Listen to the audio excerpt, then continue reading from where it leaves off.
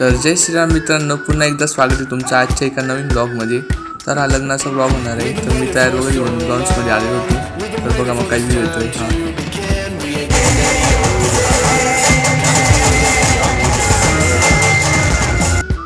मी काही फोटो वगैरे काढतो बघा मग.